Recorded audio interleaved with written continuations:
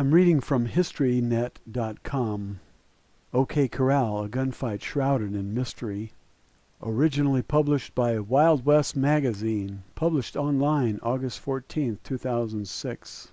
Cowboy Billy Clanton still lay dying, his face contorted with pain, when the press began the difficult task of piecing together the details of an October 1881 street battle in Tombstone, Arizona territory. In later years it would become known as the gunfight at the OK Corral. Richard Rule, veteran city editor of the Tombstone Nugget, helped carry Clanton into the house, where the young man would pass into history. Then Richard Rule returned to the streets to go to work. With the canny eye of an experienced newsman, Rule began collecting the details of the gunfight, interviewing witnesses, and trying to get a handle on what transpired during that fateful half-minute and what led up to the battle. It would be a model of frontier journalism and vital to future understanding of perhaps the most debated event of the American frontier. The saga of the OK Corral had been told repeatedly and from many perspectives, often with fictional intrusions and biased analysis. Now, for the first time in 120 years, we may have an authentic understanding of the events that led to the gunfight and what actually occurred in the streets of Tombstone, with a great deal of help from Richard Rule. Through the tense summer of 1881, emotions had grown explosive. Bands of rustlers roamed the backcountry, stealing cattle mostly in Mexico or from Mexican ranchers in Arizona and New Mexico territories, and then selling them to apparently legitimate ranchers for resale. The Clanton and McLaury families owned ranches reputed to be headquarters for receiving stolen cattle. This great cattle scam drew little ire from the American population more interested in acquiring wealth in the rich new mining areas than investigating international relations. Mexico had assessed high taxes on alcohol and tobacco, and smugglers came to southern Arizona territory to purchase the goods cheaply for resale south of the border. The cash and jewel-laden smugglers provided an easy target for American bandits. As that fateful year of 1881 progressed, the situation changed. The Mexican government dropped taxes on alcohol and tobacco, and then lodged numerous protests with federal and territorial officials to try to stop the outlawry against Mexican citizens. Territorial Governor John C. Fremont, the old Pathfinder and the first Republican presidential candidate in 1856, suggested in February that the territorial legislature fund a state militia to riot against the outlaws and stop the rustling. Legislators hooted down the visionary plan. The Mexican government built a series of forts along the border and began to fight back against the American outlaws. American rustlers George Turner and Alfred McAllister were killed in Mexico during a raid on May 13th. Back on the U.S. side of the border, citizens also began to grow agitated over the outlawry, particularly because of what had happened on March 15th. 3 robbers that day attempted to intercept a stagecoach traveling from Tombstone to Benson, Arizona territory. Driver Eli Bud Philpott and passenger Peter Roerig were killed. Jim Crane, William Leonard, and Harry Head were identified as the robbers. With Fremont's militia plan discarded, there was little to counter the rustling and other crimes that gripped southern Arizona territory. Cochise County Sheriff John Behan and his deputies were charged with battling the rustlers, who became known as the Cowboys. But Behan was at best ineffective and at worst crooked. His deputy Billy Breckenridge would tell how he deputized cowboy leader Curly Bill Brokius, or Curly Bill Brokius, and used him to help collect taxes. And Wells Fargo detective James Hume was quoted as saying, "Even the sheriff of the county is in with the Cowboys, and he has got to be, or his life would not be worth a farthing." The federal government was represented by U.S. Deputy Marshals Virgil Earp and Leslie Blackburn, with Earp in charge of most of the field work, backed by his brother and deputy Wyatt Earp. Virgil also served as city marshal of Tombstone, which left Wyatt with most of the federal work. Wyatt Earp coveted Behan's well-paid job as sheriff, and the election would be coming up in the fall of 1882. According to Wyatt, he tried to make a deal with Frank McLaury and Ike Clanton, the most visible of the Clanton brothers and a known friend of the rustling crowd, to tell him the whereabouts of the 3 stagecoach robbers. This would bolster Earp's chances in the election, and Ike would receive the reward. Before the deal could be completed, 2 bartender brothers killed Leonard and Head in a remote New Mexico Territory mining village. An army of cowboys rode down and killed the brothers in retribution. In August, another cattle raid in Mexico caused Commandant Felipe Neri to dispatch troops to the border, where they found a group of Americans bedded down on the U.S. side of the crossing at Guadalupe Canyon. The Mexicans crept the few feet across the border and opened fire, killing 5, among them stage robber Jim Crane and Newman Clanton, scion of the Clanton clan, who left behind sons Ike, Finn, and Billy. With no deal left for him, Ike Clanton grew increasingly worried. Wyatt Earp knew Ike had made a deal to turn on his cowboy buddies. Information that could have ruined Ike's standing in the rustling community. With the borders closed, outlawry against Americans grew more commonplace in the backcountry. The Earps emerged as the leading law officers, taking an aggressive stand against the region's criminal elements. The Cowboys resented their actions. They met at Charleston and took an oath over blood drawn from the arm of John Ringo, the leader, that they would kill us, Virgil Earp said. With emotion running stronger than the best saloon whiskey, Ike Clanton came to Tombstone to confront Wyatt Earp and learn whether Earp had been leaking the secret. According to Earp, Ike accused him of telling the secret to his friend, John Henry Doc Holliday, a heavy-drinking dentist with a quirky sense of humor. Earp denied the accusation and sent for Holliday, who was in Tucson. Holliday met with Clanton on the night of October 25th in the Occidental Saloon. By the Earp account, Holliday was angry that Clinton had made a false accusation against him. As Ike told it, Holliday called him a damn liar who had threatened the Earps. He told me to pull out my gun and if there was any grit in me, to go to fighting. Clanton, who was unarmed, said that Holliday ordered him to retrieve his gun. Wyatt, Virgil, and Morgan Earp appeared to break up the fight, with Wyatt walking Holliday back to his room at Fly's lodging house. Then came perhaps the most improbable event of the day. Ike Clanton, after retrieving his 6-shooter, sat down to a poker game with Virgil Earp, Tom McLaury, John Behan, and one other player.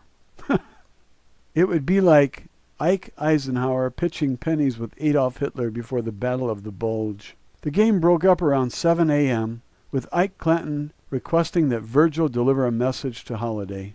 "The damned son of a bitch has got to fight," Ike supposedly told Virgil. Virgil said he responded, "Ike, I'm an officer, and I don't want to hear you talking that way at all. I'm going down home now to go to bed, and I don't want you to raise any disturbance while I'm in bed." "You won't carry a message?" Ike asked. Virgil said he would not. "You may have to fight before you know it," Ike said as Virgil walked away. Through the rest of the morning, Ike fueled his anger with whiskey, lurching from saloon to talk tough and make threats against the Earps.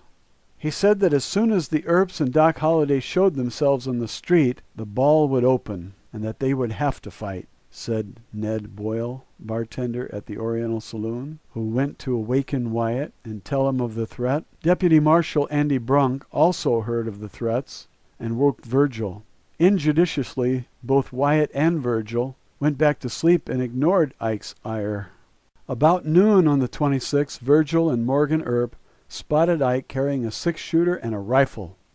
Virgil crashed his revolver into Ike's head, then led the bloodied cowboy to Judge Albert O. Wallace's courtroom. Wyatt Earp entered the room and said, "You damn dirty cow thief, you've been threatening our lives, and I know it. I think I would be justified in shooting you down any place I would meet you. But if you are anxious to make a fight, I will go anywhere on earth to make a fight with you, even over to San Simon among your crowd." "Fight is my racket, and all I want is 4 feet of ground," Clanton responded. If you fellows had been a second later, I would have furnished a coroner's inquest for this town." Morgan Earp held up Ike's gun and taunted him, saying he would pay the fine if Ike would make a fight. Ike refused, saying he did not like the odds. Wallace fined him $25 for carrying firearms in the city limits. As Wyatt stepped out of the courtroom, he encountered Tom McLaury and engaged in an argument that led to Earp slapping the cowboy with his left hand, then beating him over the head with a six-shooter. Frank McLaury and Billy Clanton rode into town and stopped at the saloon and the Grand Hotel. Cowboy pal Billy Claiborne told them of the beatings delivered to their brothers, and Frank dropped his whiskey glass without taking a sip. I guess Frank was a little hostile.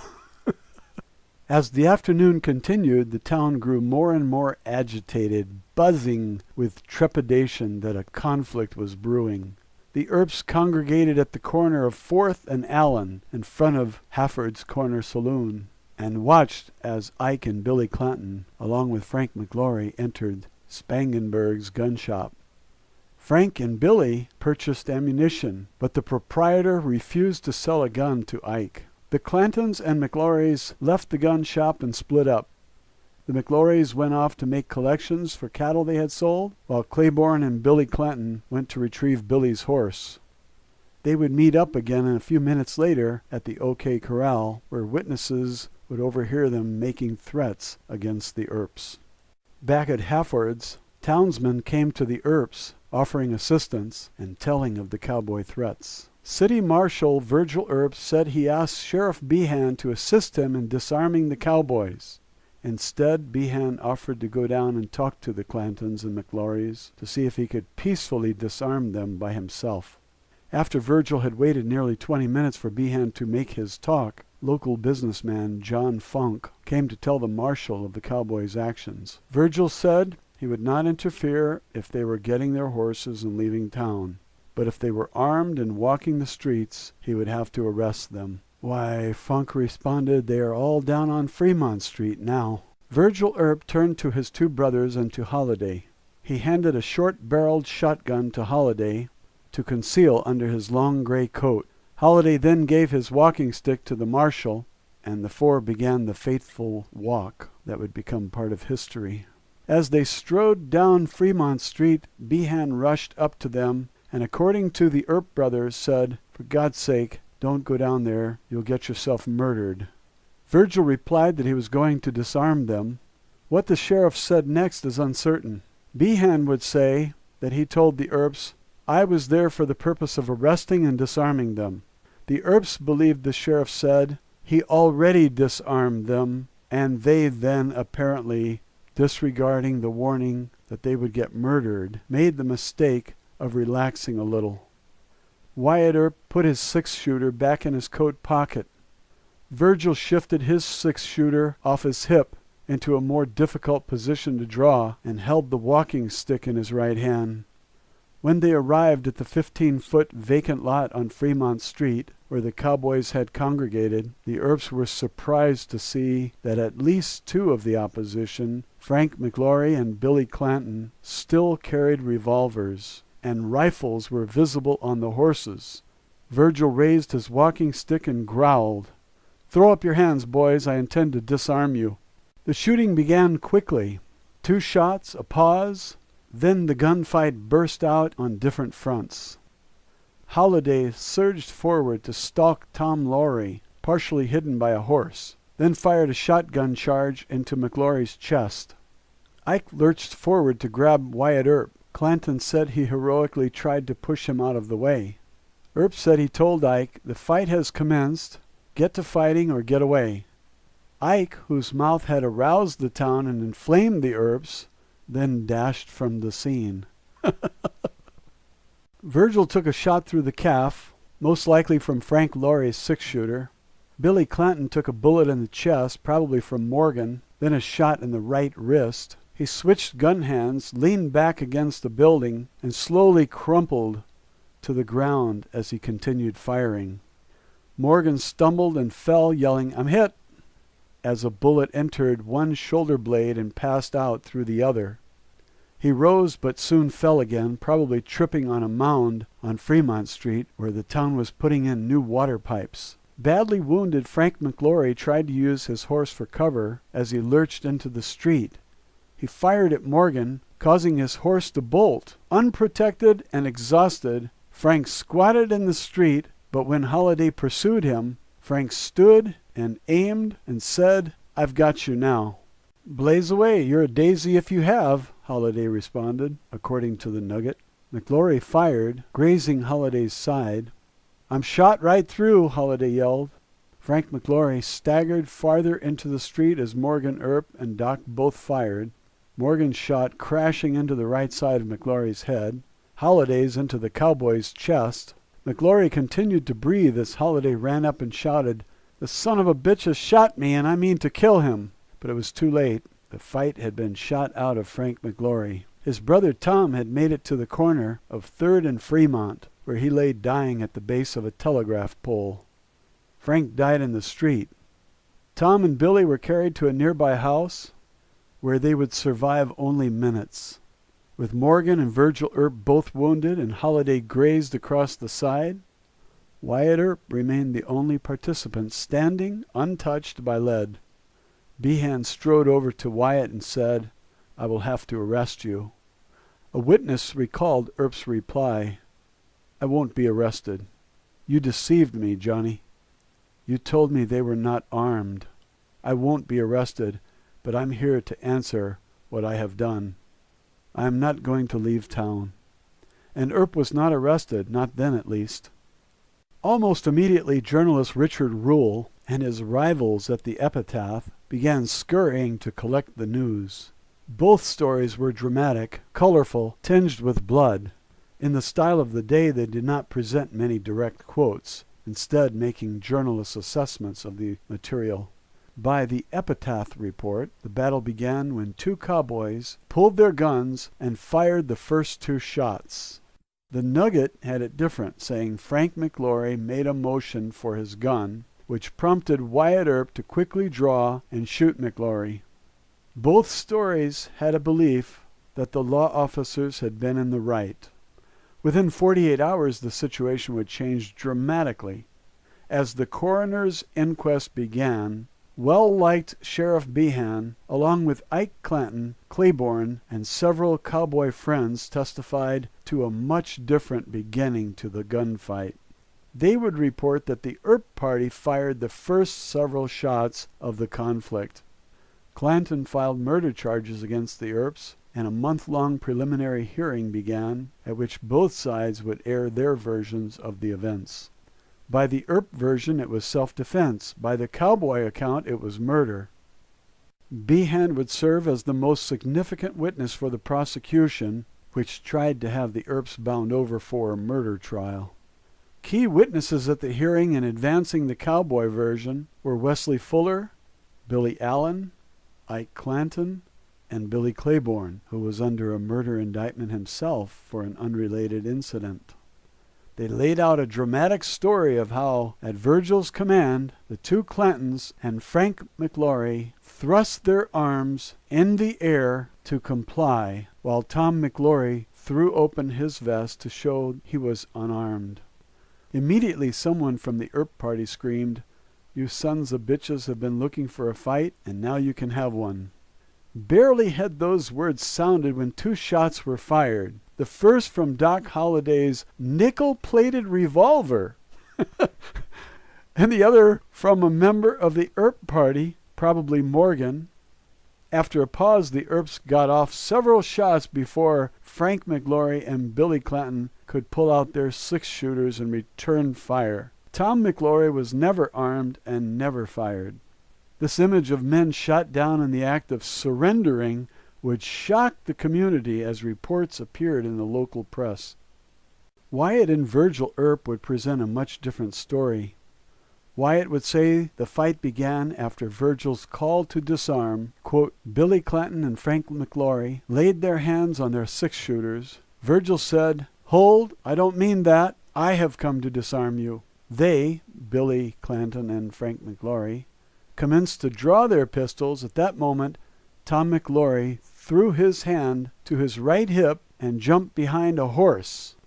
I had my pistol in my overcoat pocket where I had put it when Behan told us he had disarmed the other party. When I saw Billy and Frank draw their pistols, I drew my pistol. Billy Clanton leveled his pistol at me, but I didn't aim at him.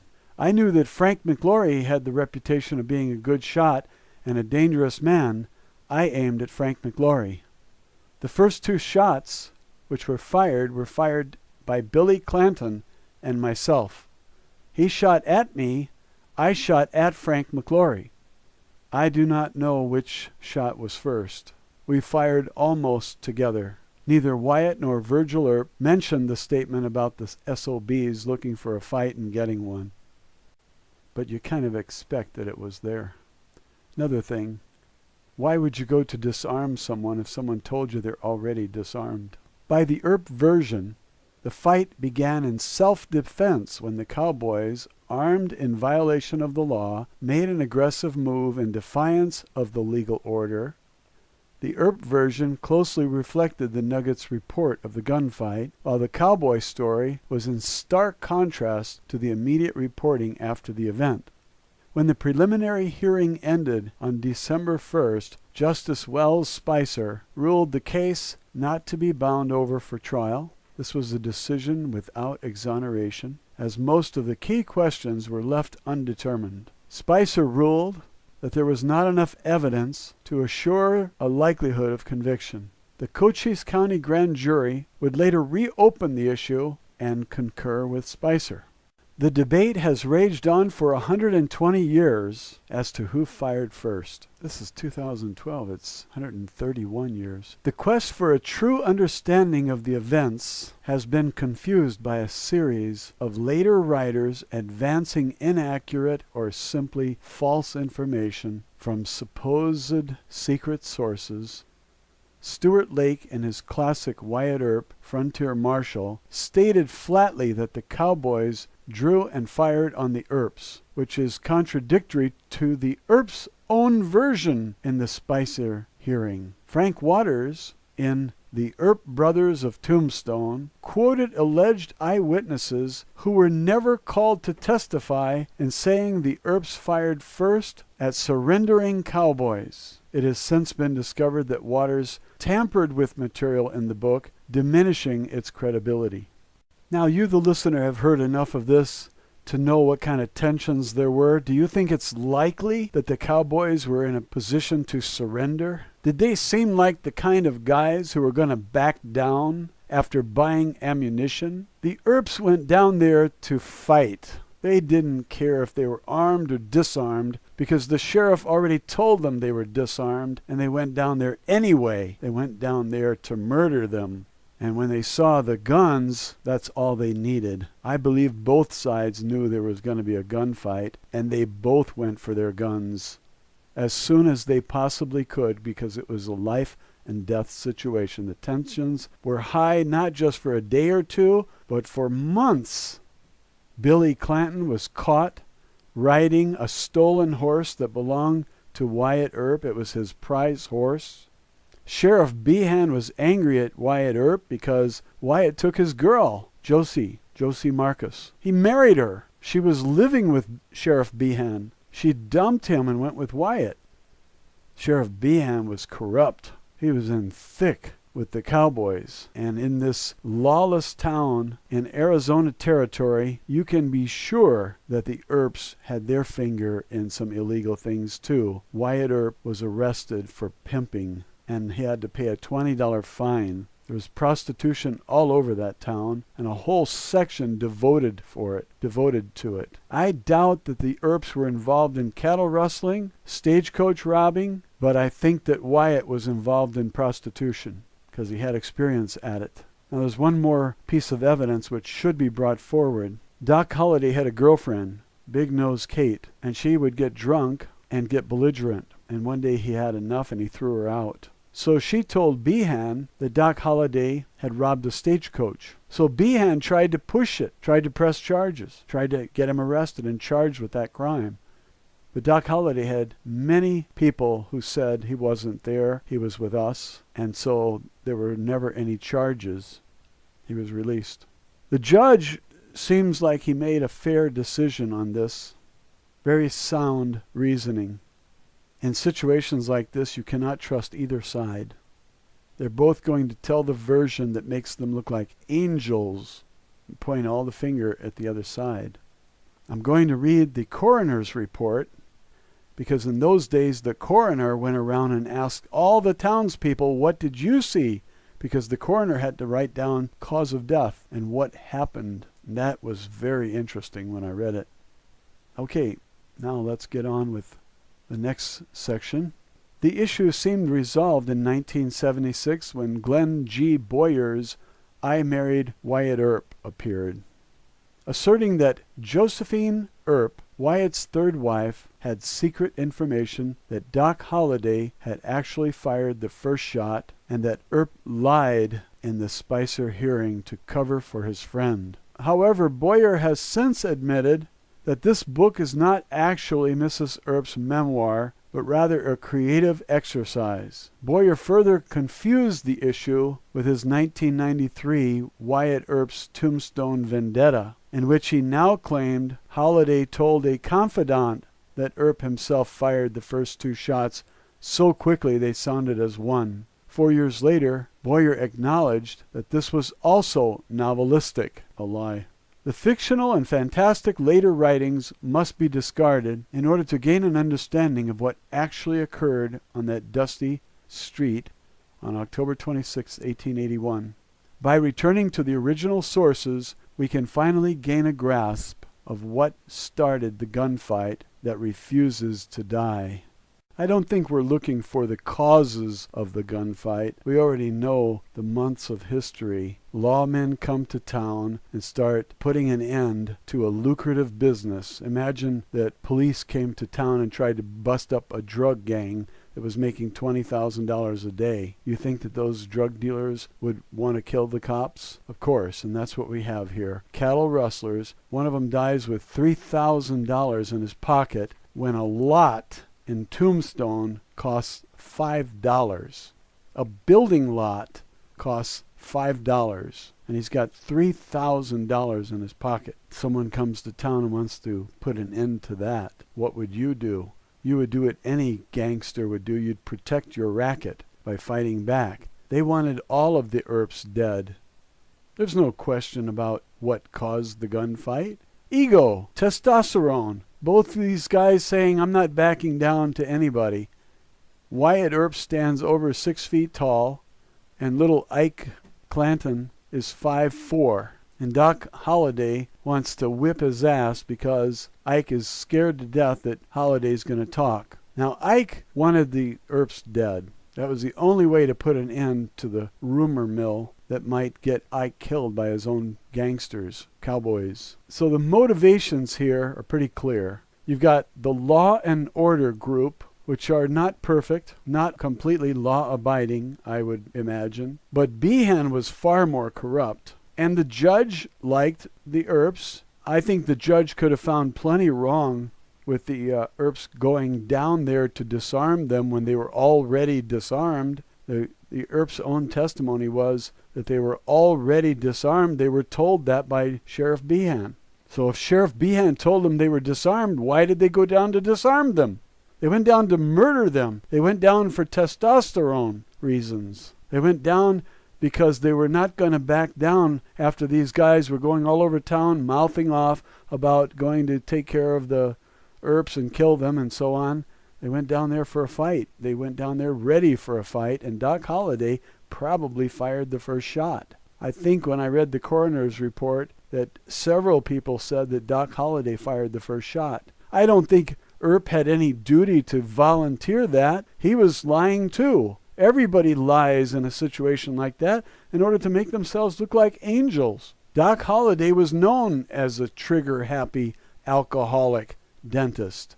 I don't think he was a stagecoach robber. Definitely not. He loved to gamble, and he loved to drink. He drank 3/5 of whiskey a day. I don't know how he could shoot straight. Wyatt Earp said that he was the fastest guy he ever saw with a gun. How could he have the motor reflexes if he drank 3/5 of whiskey a day? Just amazing story. With a sawed-off shotgun or a short shotgun, whatever Wyatt gave him, all you have to do is pull the trigger. Whatever's in front of you is going to be taken out. And Tom Clanton, 28 years old, no weapon. He probably pulled his coat open to say, I have no weapon. And these guys are trigger happy. So Doc Holliday, pow, fired right to his chest. He went down. I don't remember anybody in the coroner's report saying he had a gun. I read that he didn't. Now you got a town divided, Some of the town wants cheap beef. They want the beef prices low. And so they're friendly with the rustlers who go out there and bring in the cattle and sell it cheap. The town based on corruption. If a miner hasn't hit his mother lode and he's low on money, cheap beef will keep him alive. So you have a highly corrupt town here. Everybody is doing something illegal. And as soon as you get outside of the city limits, you have no law enforcement. That's why they call them outside the law or outlaws. I think we better move on. The Behan Cowboy version of the initial gunfire is based on the first shot being fired from Holliday's revolver at the surrendering Clantons and McLaurys. For this to be accurate, Holliday would have needed to stage a sort of juggling act, firing the revolver, then going to the shotgun to shoot Tom McLaury, discarding the shotgun and returning to the revolver as he chased Frank McLaury into Fremont Street. And he would need to have done it without either the witnesses or survivors seeing it. Behan claimed to have his eyes fixed on the Earp party, and the other pro-cowboy witnesses testified that the Clantons and McLaurys were lifting their hands to surrender like good boys. Give me a break. Give me a break. However, Addie Borland, a dressmaker watching from her shop across the street, testified that she clearly saw that none of the cowboys had their hands in the air. Thank you. Behan's credibility would emerge as an issue late in the Spicer hearing. Deputy District Attorney Winfield Scott Williams testified that the sheriff had inaccurately depicted a conversation with Virgil Earp after the gunfight in which, according to Williams, Behan told Virgil that one of the cowboys had drawn his gun to start the fight. Equally important, documents were located in 1997 showing that Behan served as a guarantor of a loan to Ike Clanton during the Spicer hearing. With Wyatt Earp seeking Behan's job in the next election, the sheriff had much to gain from seeing his rival face a murder charge. And then there is Richard Rule. It is one of those flukes of history that the Nugget story ever appeared as it did. Publisher Harry Woods also served as Behan's under-sheriff, but he was off in El Paso fetching a prisoner at the time of the gunfight. This left the talented and experienced Rule to oversee the news gathering and writing of a story that would be essentially pro-Earp. With the Nuggets' connections to the sheriff's office, it would be logical to seek out Behan as a source for the story. What makes this even more probable is that the Nuggets story, without attribution, states the sheriff stepped out and said, "Hold up, boys, don't go down that street there, or there will be trouble. I have been down there to disarm them." Behan would repeatedly insist he told the Earps that he had been down to disarm the cowboys, not that he had actually done the disarming. I think that's true. That's why it took so long. The article relates details of the conversation Behan had had with the cowboys. The story further states that Behan was standing nearby, commanding the contestants to cease firing, but was powerless to prevent it. A claim that sounds as if it came from Behan's own mouth. It's hard to imagine the Nugget not interviewing Behan for this story. By Williams' account, immediately after the gunfight, Behan told Virgil Earp a story similar to the Nugget report before changing his story at the coroner's inquest. For the Behan cowboy version of the first shots to be true, Doc Holliday would have to orchestrate an incredible revolver-shotgun-revolver shuffle. An officer of the court would have to lie under oath, and both the Nugget and Epitaph would have to have missed the biggest story of their existences. This remarkable chain of events is so unlikely as to render it unbelievable. After generations of lies, deception, and confusion, it appears that we finally have a true understanding of how the firing began. When all the evidence is weighed, there can be little doubt that the frontier's most storied gunfight began just as the Earps testified, with Wyatt Earp firing in response to Frank McLaury's motion for his gun, plus the prize horse that was stolen by Billy Clanton, plus Morgan Earp's challenge to Ike Clanton to a fight, plus Doc Holliday's anger at Ike Clanton for accusing him of spreading a rumor.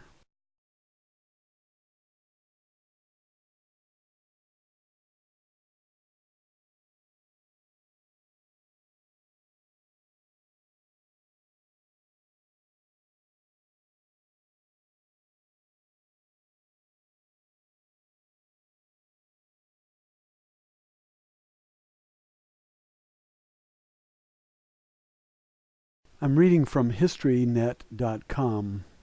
OK Corral, a gunfight shrouded in mystery. Originally published by Wild West magazine. Published online August 14, 2006. Cowboy Billy Clanton still lay dying, his face contorted with pain, when the press began the difficult task of piecing together the details of an October 1881 street battle in Tombstone, Arizona territory. In later years it would become known as the gunfight at the OK Corral. Richard Rule, veteran city editor of the Tombstone Nugget, helped carry Clanton into the house, where the young man would pass into history. Then Richard Rule returned to the streets to go to work. With the canny eye of an experienced newsman, Rule began collecting the details of the gunfight, interviewing witnesses, and trying to get a handle on what transpired during that fateful half-minute and what led up to the battle. It would be a model of frontier journalism and vital to future understanding of perhaps the most debated event of the American frontier.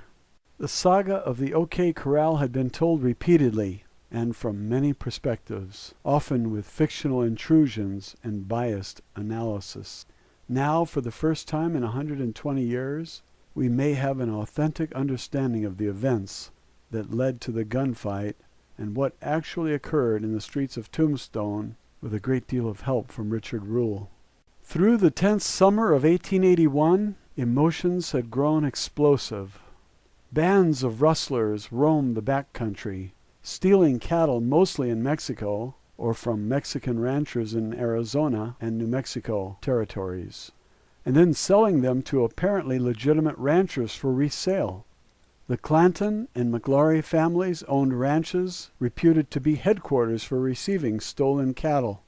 This great cattle scam drew little ire from the American population more interested in acquiring wealth, series of forts along the border, and began to fight back against the American outlaws.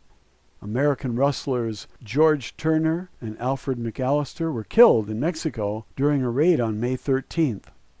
Back on the U.S. side of the border, citizens also began to grow agitated over the outlawry, particularly because of what had happened on March 15th.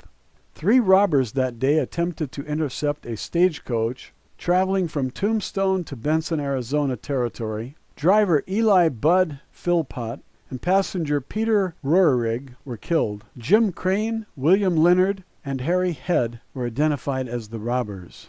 With Fremont's militia plan discarded, there was little to counter the rustling and other crimes that gripped southern Arizona territory. Cochise County Sheriff John Behan and his deputies were charged with battling the rustlers, who became known as the Cowboys. But Behan was at best ineffective and at worst crooked. His deputy Billy Breckenridge would tell how he deputized cowboy leader Curly Bill Brokius, or Curly Bill Brokius, and used him to help collect taxes. And Wells Fargo detective James Hume was quoted as saying, "Even the sheriff of the county is in with the Cowboys, and he has got to be, or his life would not be worth a farthing." The federal government was represented by U.S. Deputy Marshals Virgil Earp and Leslie Blackburn, with Earp in charge of most of the field work, backed by his brother and deputy Wyatt Earp. Virgil also served as city marshal of Tombstone, which left Wyatt with most of the federal work. Wyatt Earp coveted Behan's well-paid job as sheriff, and the election would be coming up in the fall of 1882. According to Wyatt, he tried to make a deal with Frank McLaury and Ike Clanton, the most visible of the Clanton brothers and a known friend of the rustling crowd, to tell him the whereabouts of the 3 stagecoach robbers. This would bolster Earp's chances in the election, and Ike would receive them in the rich new mining areas than investigating international relations.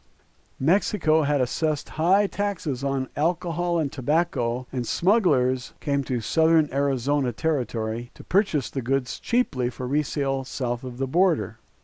The cash and jewel-laden smugglers provided an easy target for American bandits. As that fateful year of 1881 progressed, the situation changed.